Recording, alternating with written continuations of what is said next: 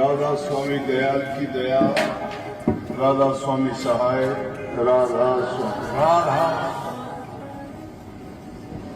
कुछ प्यारी साथ संगतियों, प्रेमी भाइयों बहनों बच्चों, यहाँ से काफी दिन से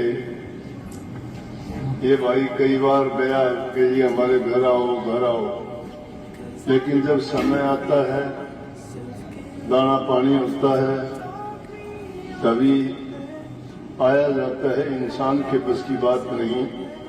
जब सतगुरु का हुक्म होता है तभी सारे काम अपने समय पर होते हैं। तो आज की ये घड़ी थी, ये समय था, उनका बहाना लगना था आना आपके पास।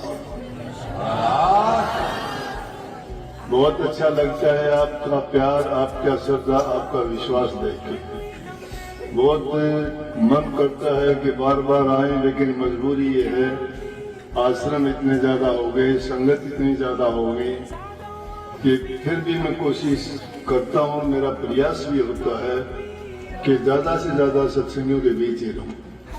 मैं तो अपने समय में तो कभी ये करता नहीं, बताता नहीं हूँ।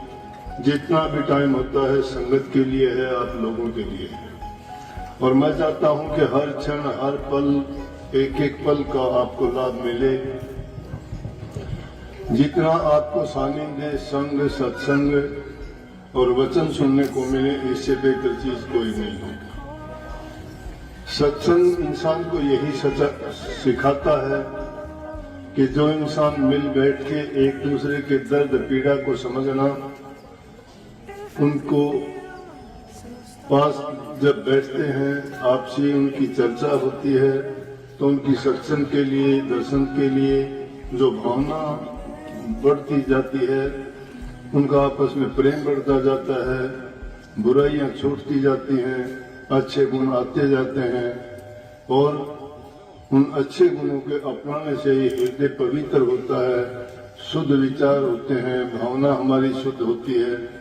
जब हृदय पवित्र होगा, शुद्ध विचार होंगे, पवित्र भावना होगी, तो भक्ति इससे अलग कुछ नहीं है। भक्ति सत्संग इंसान को प्रेम सिखाता है, सेवा सिखाता है।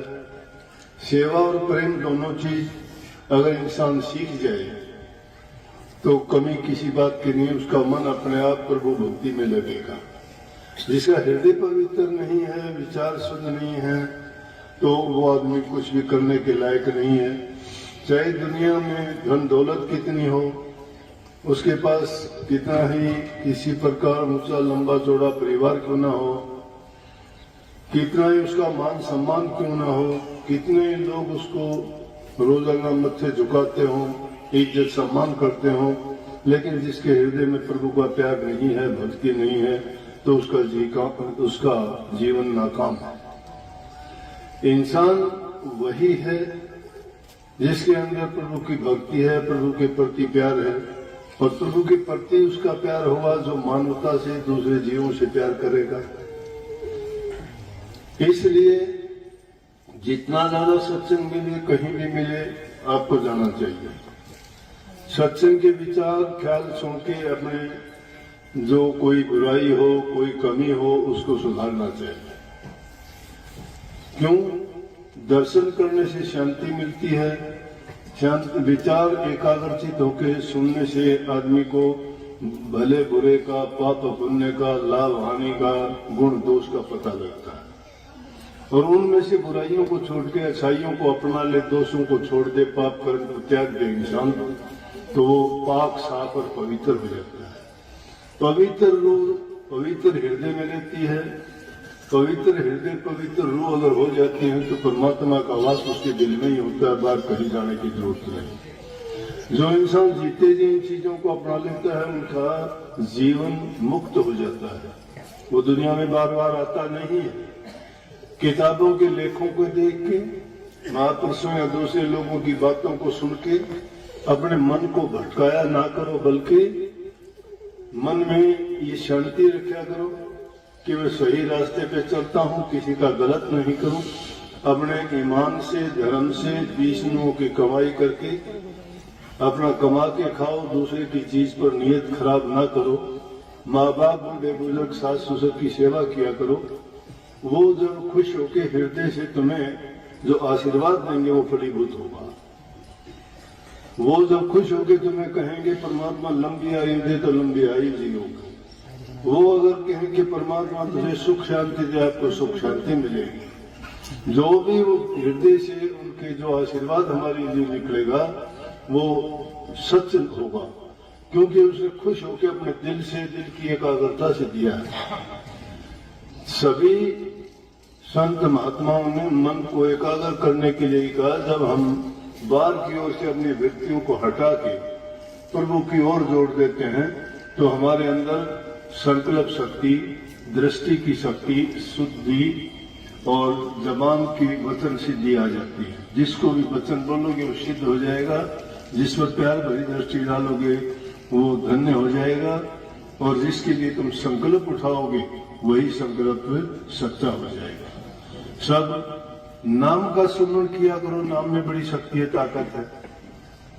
नाम में बड़ी शक्ति है। नाम को आप लेके भूल जाते हो, दोनों टाइम उसके लिए समय निकाला करो।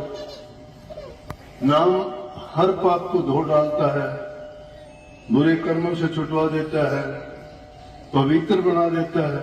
नाम की महिमा तो एक छोटी बारी दुनिया में भी देखोगे तो भी पता लग जाएगा। एक आदमी को पुलिस पकड़ने के लिए आ गई। नाम की महिमा बताता हूं छोटी सी बात के लिए।